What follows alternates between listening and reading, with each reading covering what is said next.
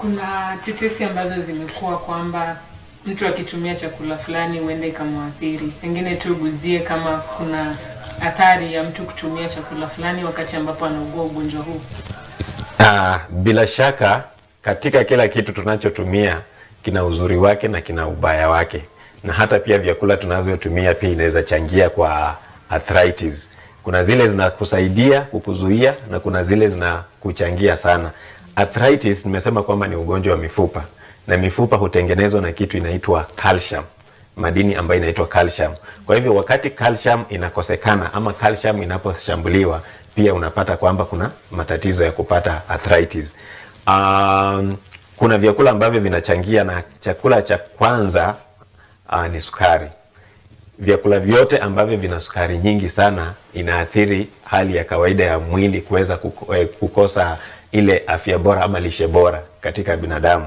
Na kama hiyo tunasema kwamba biscuits ziko na sukari nyingi, hizi baked cakes pia ziko na sukari nyingi sana, hizi sweets ziko na sukari nyingi sana. Kwa hivyo unapotumia vitu ambavyo vina sukari nyingi sana zinaathiri lishe yako ya kawaida, na unaanza kupunguza ile kinga ya mwili. Kinga ya mwili inapopunguka, kitu cha kwanza pia ni calcium inaathirika. Na arthritis inapo set in, ama wakati ile mfupa inakosa nguvu, inaanza kusagika na mwishowe unapata arthritis.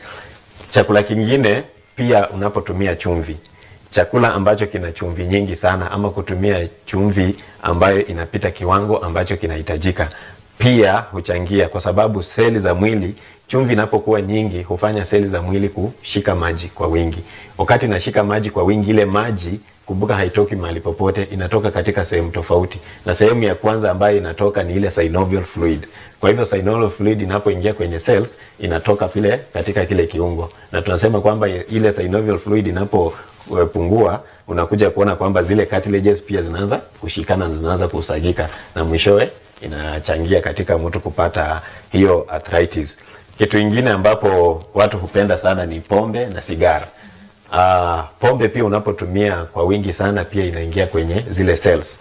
Inapoingia kwenye zile cells pia inaanza kuathiri ile normal functioning ya cells, ambapo pia inaanza kushika maji nyingi. Ile ishika maji nyingi mwishowe pia huchangia arthritis.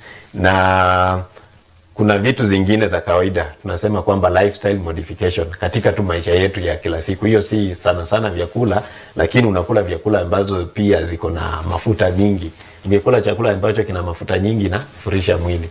Unapofurisha mwili inafanya uzito katika ule mwili, na inaanza kucreate pressure ama inafanya mwili unapata uzito, na mwishowe pia inachangia ile arthritis.